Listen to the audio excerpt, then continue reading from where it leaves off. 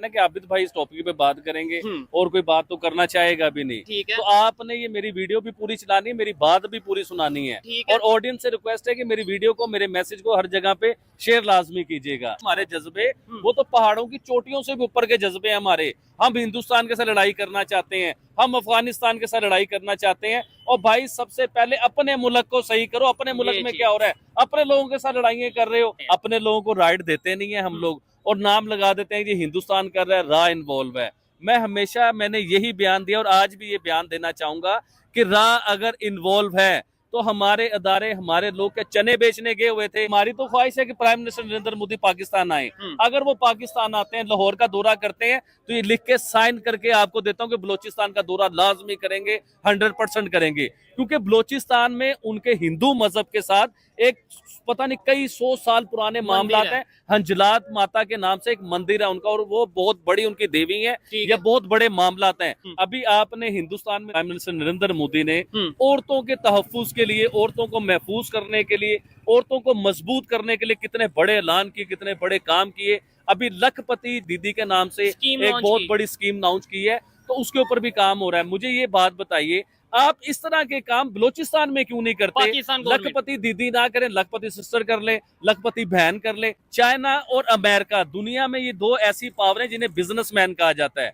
ये दुनिया में किसी की मदद नहीं करते, ये बिजनेस करते हैं। आप खुद देख लीजिए पाकिस्तान में क्या है। पाकिस्तान में जो कुछ भी है, और सर जो कुछ भी है पाकिस्तान में वो चाइना का है। आप कोई चीज, अपना माइक देख लो, अपनी शर्ट देख लो, ईच एंड एवरीथिंग, किसी भी चीज को, अपना मोबाइल देख लो, अपनी लाइट देख लो, आपको चाइना का ही नजर आएगा सब कुछ। क्योंकि चाइना हमारी हड्डियों में, हमारी रगों में, हमारे खून में बस चुका हुआ है। I feel really sorry for this incident, because इस टाइप का इंसिडेंट, स्पेशली अगर बात की जाए कि पंजाबीज को मारा गया है, तो it's really sad. We belong to the same country, region same है, हमारा ब्लड सेम है, हमारा रिलीजन सेम है। सो आई थिंक इस टाइप का डिफरेंस होना नहीं चाहिए कि स्पेसिफिकली पंजाबीज को मारा गया in the region of the Balochistan.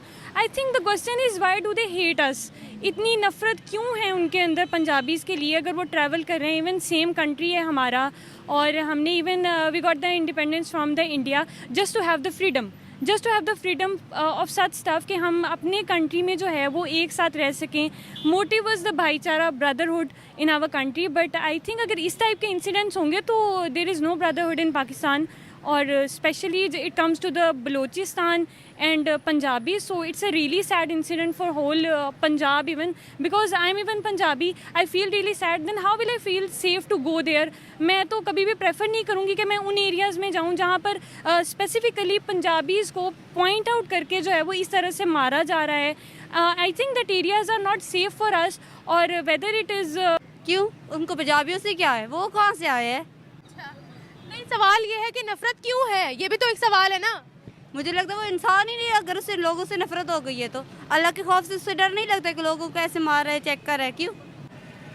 ये जो लोग हैं ना, मज़हब के नाम पे ये तमाशे बनाते हैं। हर किसी का अपना अपना मज़हब हो सकता है, पर ये नहीं है कि अब एक इंसान ये है तो वो कि दूसरा मज़हब है तो उसको मार दिया जाए। क्यों मार दीजिए? अल्लाह ताला ने खुद पैदा किया है। ये लोगों को समझना चाहिए। ये कंट्री है, इसमें सब मज़हब के लोग रहते हैं। अब कह रहे शिया, मैं तो जिसने आग लगाई उस पर लानत भेजूंगी, क्योंकि वो इंसान नहीं था, जानवर था। क्योंकि उसके दिल में कोई मुनाफिकत थी जो उसने पंजाबियों को मारा है। अच्छा नहीं किया उसने, उसको कोई तालीम नहीं मिली होगी, फिर यही है। सवाल यहाँ ये पैदा होता है कि पंजाबियों से नफरत क्यों है बलोचियों को, हालांकि हम एक ही कंट्री में रहते हैं सब। जी, वो बुर्का पहनते हैं हर वक्त, हमारे लोग बुर्का नहीं पहनते। बनोची जो है या बलोची जो है वो, हाँ। तो अब मर्दों को कैसे बुर्का पहनाए जिनको मारा है? उनको कत्ल कर दें, उनको फेयर। सेंसिटिव, यही तो बात है, सेंसिटिव है। अगर पंजाबी हो जाए तो फिर नॉन सेंसिटिव हो जाता है, और नॉन पंजाबी हो जाता है फिर सेंसिटिव हो जाता है। तो इसका मतलब पंजाब ही क्यों डोमिनेट कर रहा है?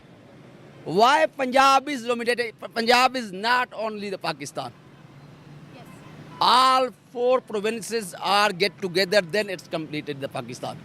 हम इस चीज़ को क्यों उछाल रहे हैं कि पंजाबियों का कत्ल हो गया, पंजाबियों का कत्ल बलोचियों ने कर दिया, पंजाबियों का कत्ल बलोचियों ने कर दिया? इसका मतलब है कि हम पंजाब के अंदर वो आग लगाने की कोशिश कर रहे हैं, पंजाबियों को उकसाने की कोशिश कर रहे हैं कि बलोचियों ने तुम्हारे कत्ल कर दिए, जाओ आप लोग रिवेंज लो। नहीं, बलोची, सिंधी, पंजाबी, पठान क्यों है? आप पाकिस्तानी क्यों नहीं हो? ये चीज एग्जैक्टली वेरी गुड। हाँ, आप पाकिस्तानी बन के सोचो ना, आप ये सवाल क्यों नहीं करते कि बलोचिस्तान के इलाके के अंदर फला इतने पाकिस्तानियों का कत्ल हो गया है, फलां रीजन के अंदर फलां सूबे के अंदर इतने पाकिस्तानियों का कत्ल हो गया है। जबरदस्त, this is the point. This is the point, this is the actual point, which is not being discussed in the mainstream media. ये मैं बात करता हूँ। तो आप इस चीज़ को देखें कि पाकिस्तानियों का कत्ल हुआ है, ना किसी जिसको बोलते हैं बलोची का कत्ल है, ना सिंधी का कत्ल है, ना पठान का कत्ल है। आप then I think the people need to get educated because वहाँ पर उनको अवेयरनेस क्रिएट करने की बहुत नीड है कि we belong to the same country. और इस टाइप की रूलिंग जो है ये तो like it's a brutality indeed अगर हम कहें ना, तो I would never prefer to go to such area. But वो कहते हैं इससे ज्यादा जुल्म हम पर हुआ है। And I must say we take the stand, अगर सब पंजाबीज ही अगर प्रोटेस्ट स्टार्ट कर दें so what would they do? देखिए अगर उनको कोई भी चीज़ चाहिए थी हमें उनको नहीं करना चाहिए। This time it's their fault, they should apologise. How will they pay back for the deaths? जो मर्डर्स हुए उनको वो कैसे पे बैक करेंगे? They could do the protest. अगर पंजाबीज भी उसके लिए खड़े हो जाएं तो it will create a huge problem for them. That's it, thank you so much. क़यामत ही आने वाली और क्या होगा। अभी ये वाक़या हुआ है मियाँ वाली में, मेरी बहन की कॉल आई है मुझे, कहती है कि ये पक्की शामरदान में जो काफ़िले जा रहे थे ना, सुन्नी लोगों ने उनको रोका हुआ है वहाँ पे। मैं तो उनके खिलाफ कहना चाहती हूँ कि सब किसी का अपना अपना मजहब होता है, सबको देखना चाहिए। रोका क्यों हुआ है? यही कि आज के दिन क्यों जा रहे हैं सब लोग, चेंज क्यों कर रहे हैं। हाँ, तो इस वजह से रोका है। कोई मारपीट तो नहीं कर रहे? मारपीट भी क्यों हुई है? गोलियों से बू रहे हो, वतन का चेहरा खून से धो रहे हो, गुमा तुमको कि रास्ता कट रहा है, यकीन मुझे है कि मंजिल खो रहे हो। वाह। तो ये मतलब हम मंजिल खोने की रवा दवा है ना। आज वजीरिस्तान में भी जो है वो धमाका हुआ है, तो ये धमाके होना, इंसानी जान जाना, ये इस मुल्क की जो छोटी सी तारीख है ना, उस तारीख का हिस्सा रहा है। तो हम इस हिस्से को रूल ऑफ लॉ जहाँ होगा, जहाँ पर पॉलिसीज़ अच्छी होगी, कि क्या ज़रूरत होगी आपको एहतजाज करने की, क्या ज़रूरत होगी एक सिंधी को एक पंजाबी से नफ़रत करे। आपको अगर आपकी ज़रूरत मिले, अगर मुझे बैठकर जो मेरी सारी ज़रूरियात है वो अगर मिले, मुझे क्या पड़ी है मैं किसी से नफ़रत करूँगा। यहाँ पर जो है वो इंसानी ज़िंदगी की अहमियत क्या है, हमने यहाँ पर ज़िंदगी को बना क्या दिया है, क्या यहाँ पर कोई रूल ऑफ लॉ है? आप मानती हैं यहाँ पर कोई रूल ऑफ लॉ नहीं है, यहाँ पर कोई स्टेट पॉलिसी नहीं है। तो हम इसकी कौन इसकी भेद चढ़ रहा है?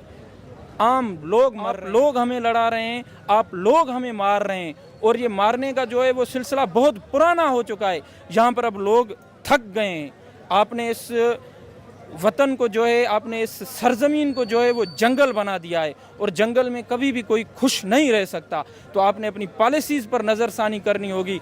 आपने यंग माइंड्स को दबाने के बजाय उन्हें सुनना चाहिए। आप हमसे राय लें ना। कितने यहाँ पर नौजवान जो है वो यूनिवर्सिटियों से ग्रेजुएट होती हैं, आपने कभी उनसे जो है राय ली है कि आप अपने मुल्क की एक पॉलिसीज़ बनाते? आपने कभी यंग लीडर्स कॉन्फ्रेंस बुलाई है? आपने कभी बलूचिस्तान के मसलों को हक़ाइक़ के बुनियाद पर ऊपर उठाने की कोशिश की है? आपने कभी सिंध के मसाइल को हक़ाइक़ के बुनियाद पर उठाने की कोशिश की है? आप क्या कहते हैं ये सिंधी गद्दार हैं, आप क्या कहते हैं ये बलोच गद्दार हैं? इतने विजडम वाले लोग, तारीखी तौर पर इतने लड़ने वाले लोग ये गद्दार हो जाएंगे? हमें कोई विजडम नहीं है, हमें कोई पॉलिटिक्स की समझ नहीं है, हमें सबसे ज़्यादा पॉलिटिक्स की समझ है। हम इस मुल्क के हालात को कब से, जब कोई नहीं लड़ रहा था, हम लोग लड़ रहे थे। जो एशियाज़ की कंट्रीज़ हैं, उन लोगों ने इंसानों के लिबास से निकलकर इंसानी विजडम पर गौर करना होगा। आज तक लिबास से दुनिया निकल गई है, दुनिया जहन तक आकर पहुंच गई है, दुनिया तरक्की के राहों पर चल रही है। हम किसी भी मुल्क का हिस्सा नहीं है, हम पता नहीं कौन सी ज़िंदगी गुजार रहे हैं। तो एक दिन जाहिर सी बात है ये जुल्म जब हद से बढ़ेगा तो लोग इससे भी बड़ी जो है वो रेजिस्टेंस करेंगे।